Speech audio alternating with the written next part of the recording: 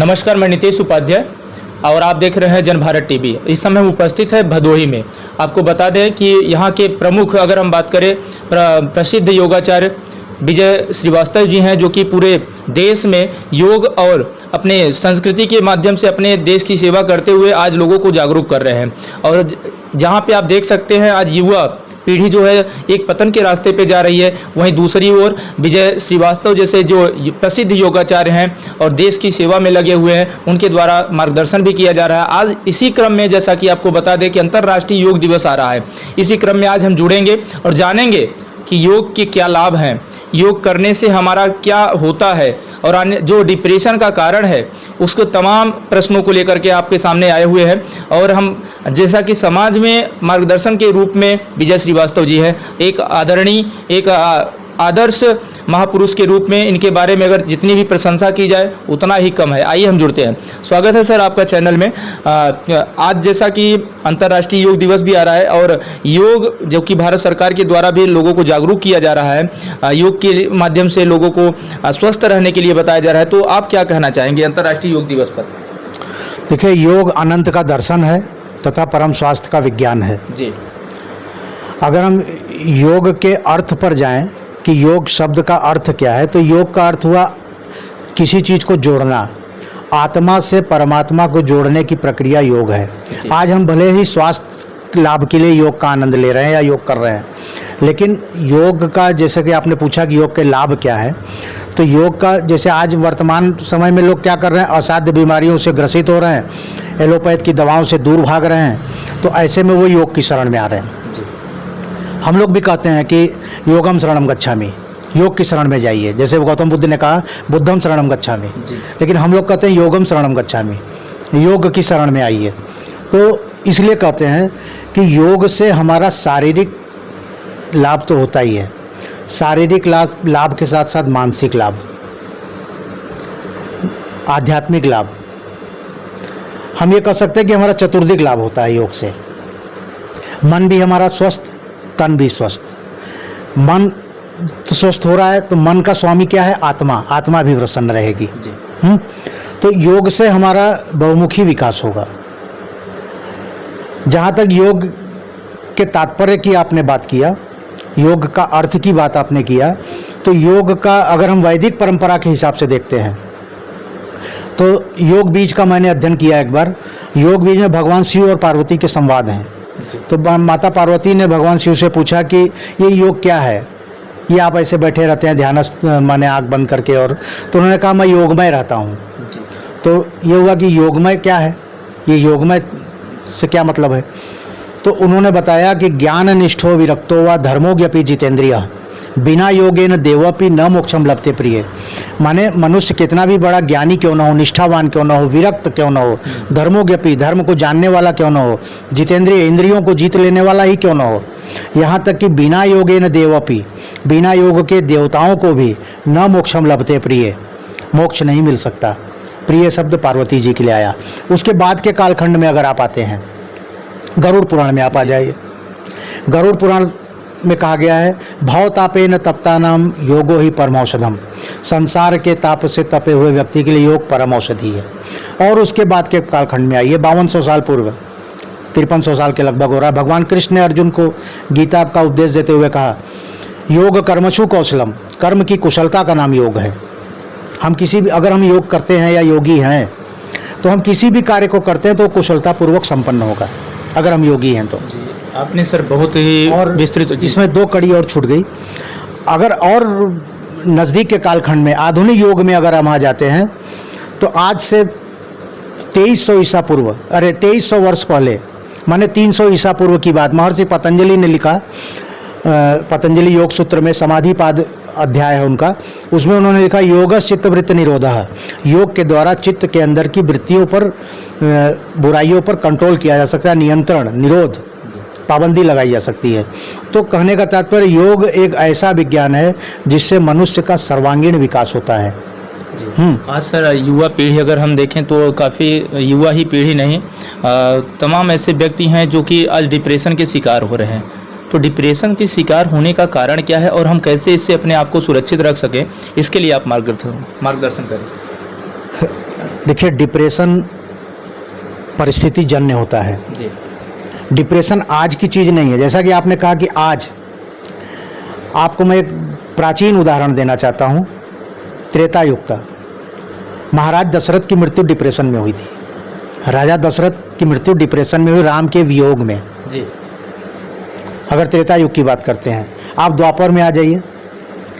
द्वापर युग में अर्जुन को युद्ध के मैदान में डिप्रेशन हो गया। जी जी अर्जुन, विषाद।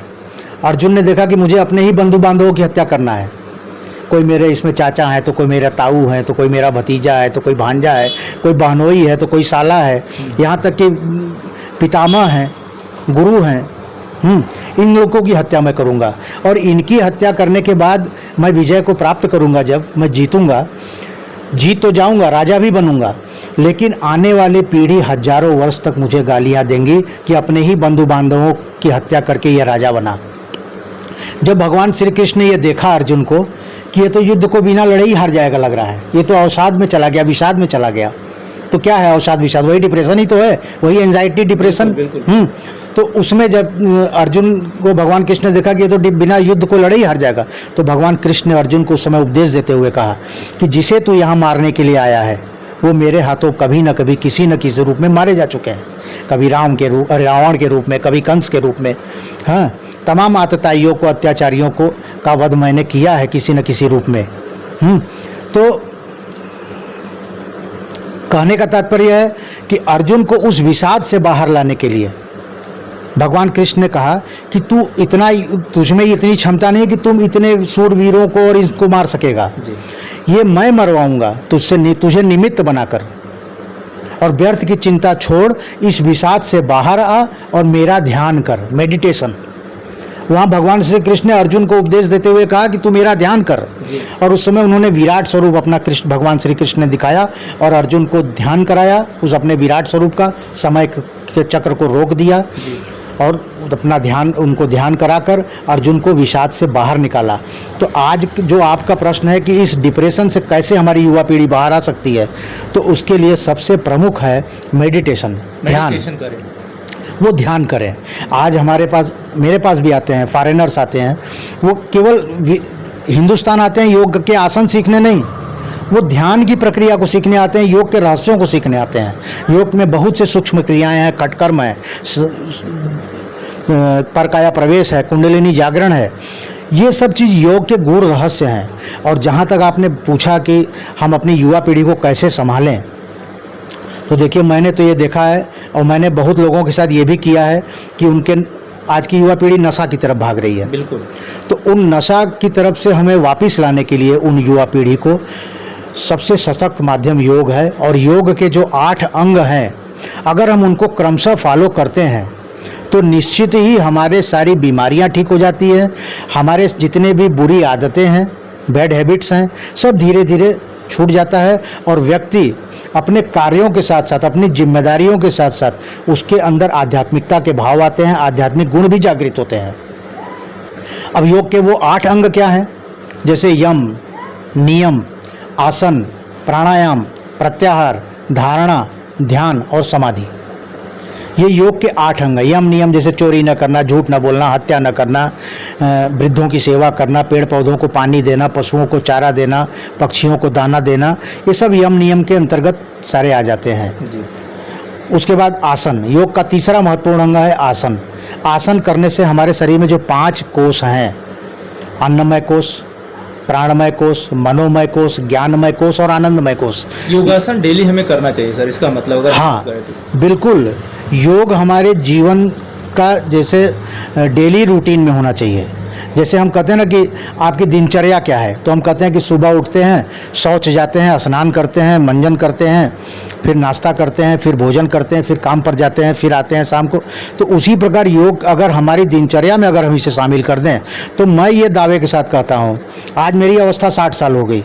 60 साल है मेरी अवस्था। तो आप देख सकते हैं 60 वर्ष की उम्र में भी सर कितने फिट हैं, और आज कोई भी ना भाप नहीं सकता कि इनकी एज 60 वर्ष हो गई है। ये योग का प्रताप है। आप लोगों को मैं चैनल के माध्यम से स्पष्ट रूप से दिखाना चाहता हूँ कि योग में कितनी बड़ी ताकत है। आइए और भी हम जानकारी लेते हैं। जी सर। तो जैसे मेरी अवस्था 60 साल होने के बावजूद कार्य करने की क्षमता वही है जो युवावस्था में थी। मैं वृद्ध नहीं समझता अपने आप को। परिवार में और लोग कहते हैं कि अब इतना काम क्यों करते हैं, 60 साल हो गए। हम यार देखने में मैं क्या हूँ, 60 साल नहीं हूँ ना, तो इसलिए मैं जवान हूँ। और उसका कारण है, उसका रहस्य योग। क्योंकि मैं अपनी दिनचर्या में शामिल किया हूँ। मैं सुबह सो के उठता हूँ बिस्तर पर, मेरे 4 बजे प्रातः जागरण होता है, चाहे कोई भी सीजन हो, कोई भी मौसम हो, चाहे कहीं मुझे जाना है कि नहीं जाना है, लेकिन उठना जागरण मेरा 4 बजे हो जाएगा। कोई कार्य नहीं तो भी मैं बैठ के पहले सीधे बिस्तर से उठने के बाद लघुशंका करना, लघुशंका करने के बाद आके ध्यान में बैठ जाना। जी जी। वहीं से योग शुरू हो जाता है। फिर उसके बाद फ्रेश होना, नहाना धोना, शौच की क्रिया इत्यादि जो भी डेली रूटीन में, हाँ, उसको करने के बाद तो फिर अपना योग करना, अपने क्लाइंट्स को देखना, जो मेरे शिष्य हैं उनको जो भी आवश्यकता है उसके हिसाब से।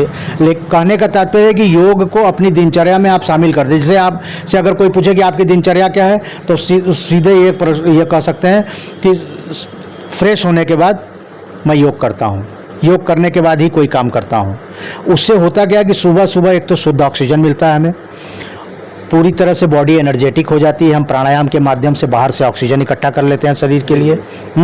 योग के आसनों के माध्यम, जो मैं बता रहा था कि आसनों को करने से क्या होता है, हमारा अन्नमय कोष पुष्ट हो जाता है। प्राणायाम करने से प्राणमय पुष्ट हो जाता है। जी जी। हम ध्यान करते हैं तो हमारा ज्ञानमय कोष पुष्ट हो जाता है।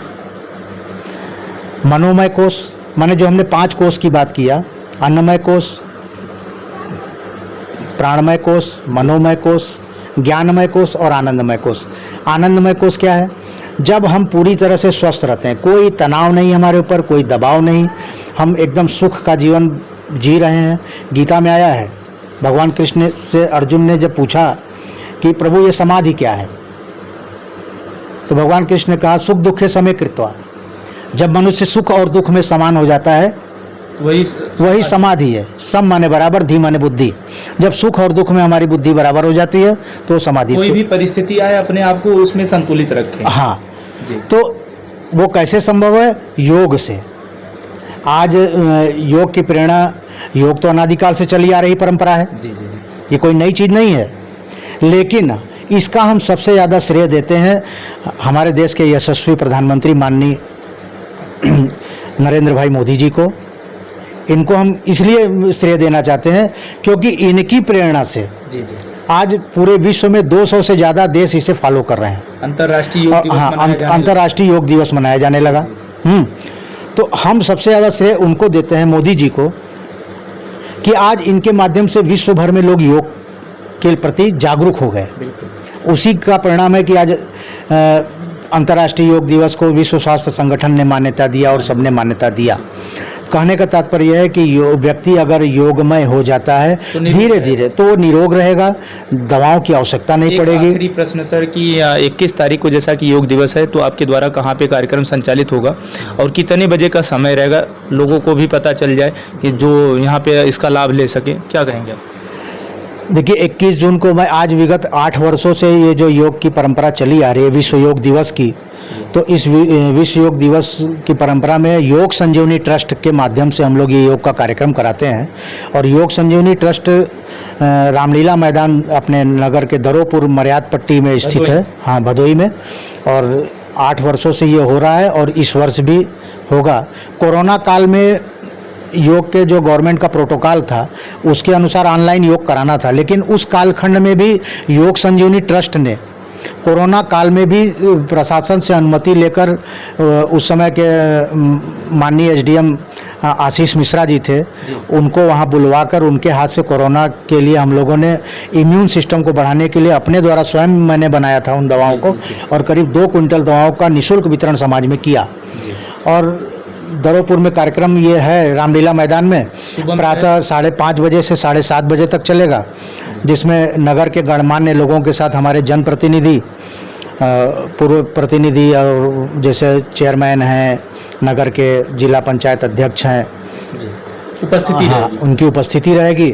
साथ साथ हम लोग हर साल किसी न किसी बाहर से सेलिब्रिटीज़ को बुलाते हैं, क्योंकि हमारा छोटा सा जनपद है, यहाँ जल्दी सेलिब्रिटी किसी काम से आते नहीं हैं, तो एक हमें बहाना भी मिलता है, हम उसी बहाने योग संजीवनी ट्रस्ट के माध्यम से उन्हें बुलाते हैं। इस वर्ष हम बुला रहे हैं। बाहर से बुलाने की जो परंपरा थी तो हम इस बार सोचे थे कि किसी और को बुलाने को, लेकिन बाद में ये संज्ञान में आया कि एक बाहर की सेलिब्रिटी हमारे जनपद में महीनों से रह रही हैं और सुंदरवन में राजलक्ष्मी मंदा जी, हम उनको इनवाइट करते हैं। हाँ, तो हम उनको इस बार विशेष आमंत्रित अतिथि के रूप में बुला रहे हैं।